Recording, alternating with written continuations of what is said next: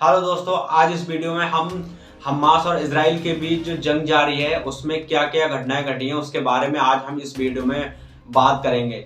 दोस्तों, सबसे पहली खबर यह है कि हमास के अधिकारियों की तरफ से एक बयान आया है जिसमें उन्होंने बताया है कि गाजा में एक अल शिफा नाम का हॉस्पिटल है जिसमें से कुछ एम्बुलेंस निकलती हैं और उन एम्बुलेंस के काफिले पर जो एम्बुलेंस का ग्रुप है उसके ऊपर इजराइल हमला करता है, उसके ऊपर बम गिरा देता है, जिससे क्या होता है कि उस एम्बुलेंस में जो मरीज होते हैं जो एक हॉस्पिटल से दूसरे हॉस्पिटल की तरफ जा रहे होते हैं उसके ऊपर हमला करता है। दोस्तों, इजराइल के ये हमला करने की वजह से उसमें कई लोगों के हताहत होने की खबर आई है।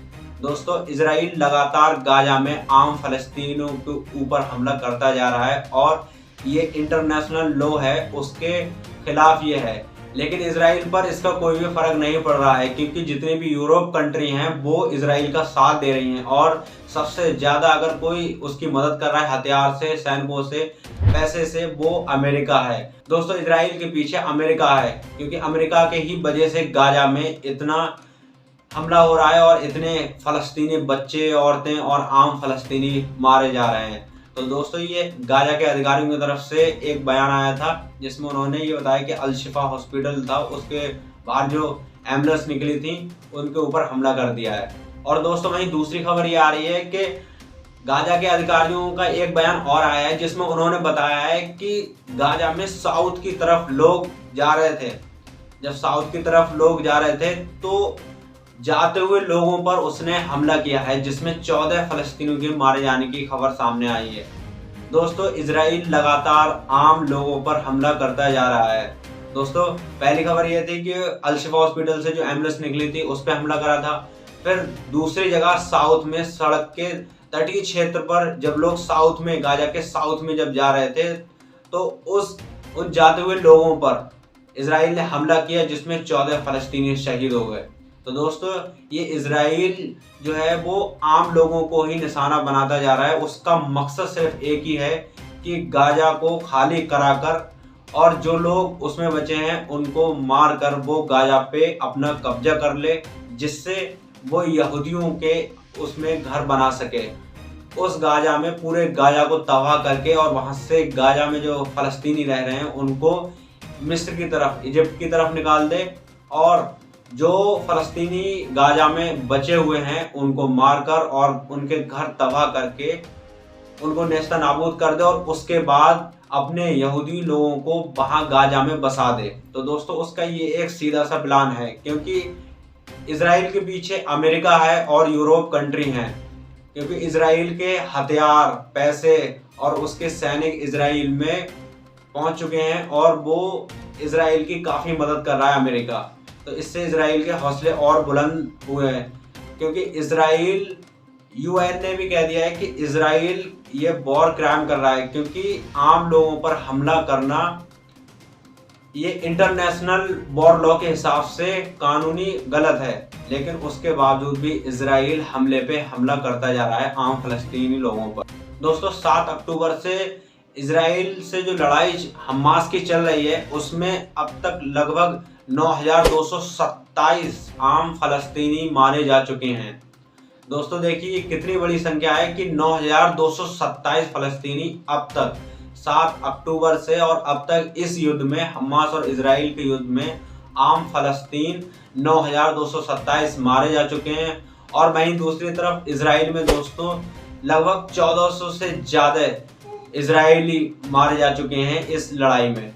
तो दोस्तों, ये लड़ाई काफी लंबी खिंचती जा रही है और इसमें अभी और लोगों के मारे जाने की खबर सामने आएगी क्योंकि गाजा में इस तरह इजराइल ने तबाही मचाई है कि उसमें मलबे में अभी हजारों लोग दबे हुए हैं। कुछ को निकाल लिया गया है और अभी भी मलबे में फलस्तीनी लोग दबे हुए हैं। अब उसमें ये देखना है कि उसमें कितने जिंदा बच पाते हैं और कितने शहीद होते हैं। दोस्तों, ये गाजा की खबर थी। और दोस्तों, वहीं दूसरी तरफ वेस्ट बैंक में रात भर इजराइल ने रेड करी है। दोस्तों, रेड के दौरान लगभग इजराइल ने 9 फलस्तीनों का कत्ल कर दिया है दोस्तों, क्योंकि रात भर उसने रेड मारी है और इस रेड के अंदर 9 फलस्तीनियों को इजराइल की फौज ने मार दिया। और वहीं दोस्तों, इन 9 में से 5 फलस्तीनी जेनन के इलाके से हैं। तो दोस्तों, दूसरी तरफ ये वेस्ट बैंक में भी फलस्तीनियों का कत्ल कर रहा है और गाजा पर तो बम बरसा ही रहा है। तो दोस्तों ये दोनों तरफ से फलस्तीन को ख़त्म करना चाह रहा है, जो बचा कुचा फलस्तीन है उसको ख़त्म करना चाह रहा है। दोस्तों जो वेस्ट बैंक है वो जॉर्डन के बॉर्डर के पास में आता है। तो दोस्तों इसका मकसद क्या है?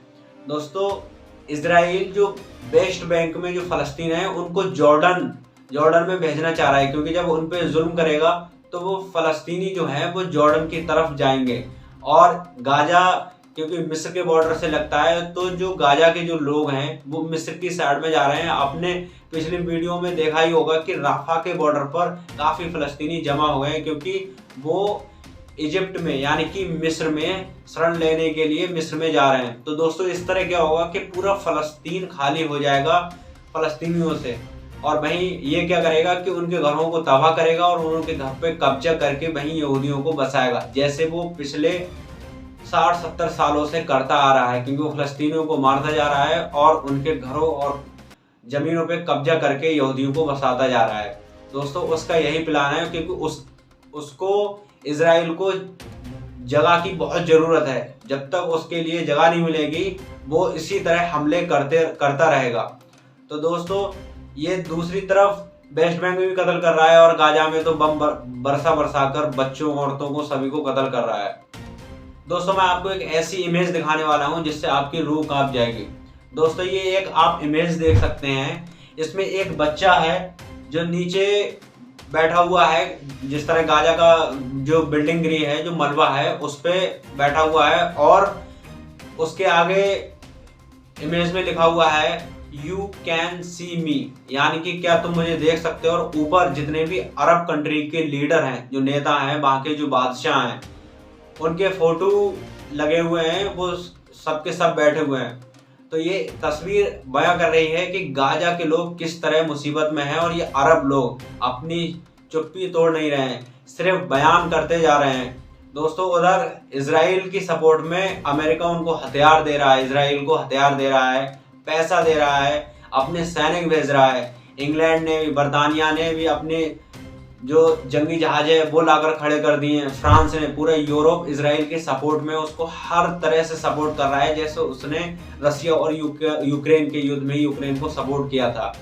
और वहीं ये जितने भी अरब देश हैं, क्योंकि फलस्तीन एक अरब कंट्री आती है, तो इन अरबों को अपने ही मतलब जो उनका भाई है, भाई देश है, अरब कंट्री है, उसको सपोर्ट नहीं कर रहे हैं। पता नहीं इन अरब वालों को किस चीज का दुख है, क्योंकि अगर ये उसकी साइड बोलेंगे तो क्योंकि ये अमेरिका की बिल्कुल गुलामी में आ गए हैं। अमेरिका का इतना डर इनके अंदर बैठ गया है कि ये फलस्तीन के बारे में कुछ भी नहीं बोल रहे हैं, और जो कुछ बोल रहे हैं वो सिर्फ जवान चलाने से कुछ नहीं होता, क्योंकि जब तक अमली तौर पर कुछ नहीं होगा फलस्तीन के अंदर, तब तक इजराइल इसी तरह गाजा पर हमला करता रहेगा। दोस्तों एक खबर और आपको बताता चलूं कि इजराइल ने फिर एक हॉस्पिटल को अपना निशाना बनाया है।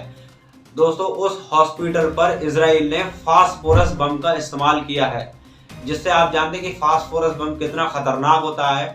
उससे वो जिस्म पे लगते ही फास्फोरस बम का जो भी इफेक्ट होता है वो जैसे ही उसकी चपेट में भी आता है तो जिस्म पर निशान पड़ जाते हैं, और वो अंदर ही अंदर जो जिस्म होता है उसको गलाना चालू कर देता है, यहाँ तक कि हड्डी को भी वो गलाना चालू कर देता है, और उसका इलाज भी नहीं है। तो ये और फास्फोरस बम दोस्तों बता दूं आपको कि ये इलीगल है, सभी देशों की तरफ से इसको बैन कर दिया। उसके बावजूद भी ये इजराइल गाजा के ऊपर, फलस्तीन के ऊपर फास्फोरस बम का इस्तेमाल कर रहा है, और ये ज़्यादातर ऐसे ठिकानों को निशाना बना रहा है जैसे अस्पताल है, यूनिवर्सिटी हॉस्पिटल है, कैंप है, जहाँ पर ज़्यादा से ज़्यादा लोग जमा होते हैं, उसी जगह को ये निशाना बना रहा है।